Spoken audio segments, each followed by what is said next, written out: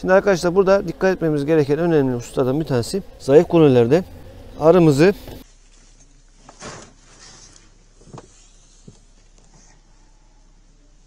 Merhaba sevgili arkadaşlar. Bugün sizlerle 3-4 çıtalı kovanlarımı nasıl kışlatmaya alıyorum, bununla ilgili video paylaşmak istedim. Bir tane kovanım var 3 çıtalı.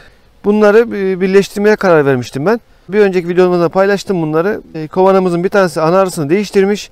O yüzden birleştirme yapamadım. Normalde kışlatmaya zayıf kolonilerle girmiyoruz arkadaşlar. Mümkün olduğu kadar güçlü kolonilerle giriyoruz. Çünkü bahara çıkabilmek için, daha sağlıklı çıkabilmek için. Şöyle zayıf hazır kovanımı açmışken zayıf koloniler kışa nasıl sokulur?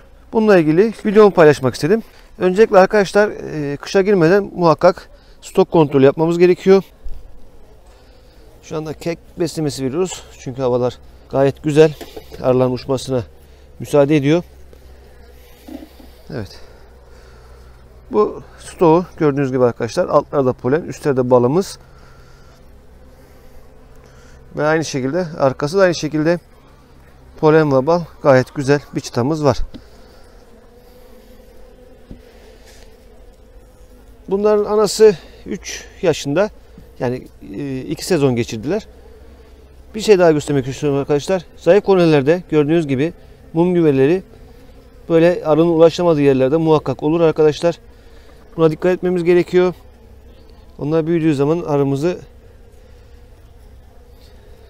yok etmeye kadar gidebilir arkadaşlar. Ondan dolayı dikkat edelim. Çıtaların mümkün olduğu kadar tabana basmaması gerekiyor. Orada da ürer. Verdiğimiz işte bu şekilde poşetlerde verdiğimiz yiyeceklerin olduğu yerde de üremesine devam ediyor. Evet arkadaşlar, bunda görüldüğü gibi stoğumuz da az, balımız da az, polenimiz de az. Anarımız buraya geçmemiş. Arkasına bakıyoruz, yok denecek kadar az. Bu çıtayı alacağız arkadaşlar. Kovanda bırakmıyoruz bunu. Bırakırsak arımızı yaymış oluruz. Zaten önümüzdeki hafta diğer yeni analı kolonimizde bu koloniyi birleştireceğiz. Normalde bu hafta onun videosunu paylaşacaktım. Ancak diğer kolonide anarı değiştiği için yenilemiş anarısını. Bundan dolayı paylaşamadım. Evet, bu da. Bunda da gene aynı şekilde anasını değiştirmeye karar vermiş kolonimiz kışa girmeden. Bu da genç analı. Anarımızı görebileceğiz mi acaba?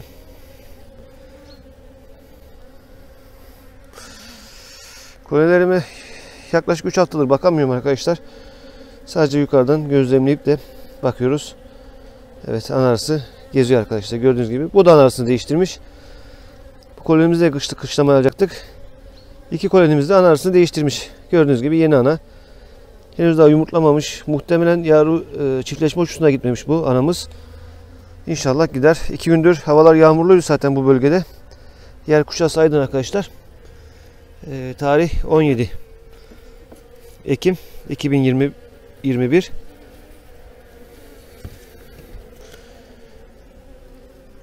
Bal stoğuna bakalım.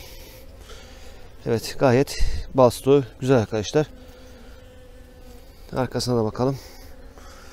Arkasında da polenimiz var. Gördüğünüz gibi bol miktarda ana çıkarmış bu kolonimiz. Şunları yandan parçalamış. Çıkanlar bunlar. Bir tanesini benimsemişler. Şu anda görünen bir tane. Oğul vermemiş. Çünkü zaten koloni çok zayıftı. Oğul vermemiş. O yüzden. Şimdi bunun anasının çiftleşmesini bekleyeceğiz arkadaşlar. Çiftleşmesi zaten diğer tarafta yeni analı arımız var. Anamız var. Onu kullanacağız. Evet, bunlara şerbetin alttaki stoğu bitirmiş bunlar. Şurada var.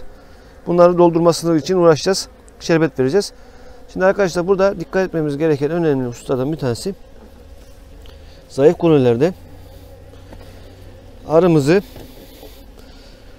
uçuş deliği hizasında şu şekilde yapacağız arkadaşlar. Yemlik olmazsa olmazlardan bir tanesi yarım yemlik stok vereceğiz buna. Evet arkadaşlar, bu şekilde yapacağız. Buna sıvı yem vermeyeceğiz. Tam uçuş deliğini ortaladık. Standımızı ortaladı. Çünkü arının rahat uçup girebilmesi için ve içeriden ön taraftan taze havanın alabilmesi için bu şekilde arkadaşlar. Altını kapatmıyorum zaten ben kovanların. Plastik tabanlı altları. Şunu da şöyle silkeleyelim. Bunu alacağız çünkü. Kışa girmeden mümkün olduğu kadar arımızı daraltacağız arkadaşlar. Formik asit aparatını kovana bırakıyorum. Şimdi burada yapmamız gereken hususlar arkadaşlar. Şöyle stafor da koyabiliriz. Bölme tahtası da koyabiliriz. Arımızın çünkü neden koyuyoruz bunları? Arımız az. Normalde ben ruşet kovanlara kışlatıyorum. Kışlatırken zayıf kolonileri. Arımız az olduğundan dolayı kendini ısıtması için, yavru üretebilmesi için ve balığı alabilmesi için sıcak ortam lazım. Ve enerjiyi az tüketmesi lazım. Soğuk ısıtmak için enerji harcayacaktır. Ondan dolayı ortaya alıyorum ve stafor koydum. Birçok kovanımda bunun videosunda paylaşmıştım. Ortasında bunun stafor var. Kenarlarında su kontrası var. Su kontrol plağı var. Nemden, rutubetten etkilenmeyen. Bunu da bu tarafına koyuyorum. Bu şekilde. Sanki biraz kaymış gibi. Biraz daha ortalamam gerekecek kovanımı. Şöyle. Düşüş deliğini tam olarak ortalayacağız arkadaşlar. Tam ortaladık. İsteyen sağa veyahut da sola da koyabilir ama bu şekilde yapmak daha faydalı. Çünkü neden? Ön taraftan taze hava girecek ve arının uçması kolaylaşacak. Hem arı kovanı savunması için ön tarafta nöbetçi arına bırakacağı için ondan dolayı muhakkak uçuş deliği tarafında olması gerekiyor. Kenara bırakırsak uçuş deliği kısmı boş kalacak ve arı sıkıntı yaşayacak arkadaşlar. Şöyle temiz bir çuvalla arımızın üstünü kapatıyorum arkadaşlar. Şöyle yapıyorum. Şöyle boşlara sarkacak şekilde arının alanını iyice daralttık arkadaşlar.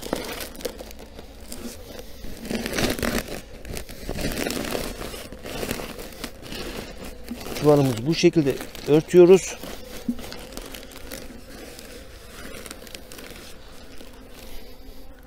Üzerine naylon koyuyorum.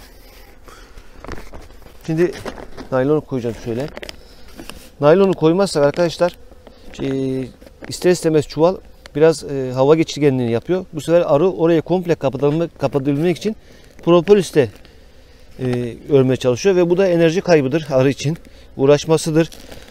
Ondan dolayı bu şekilde naylonu üzerine kapatmanızı tavsiye ediyorum. Direkt çıtanın üzerine koyabilirdik. Üstüne çuval koyabilirdik.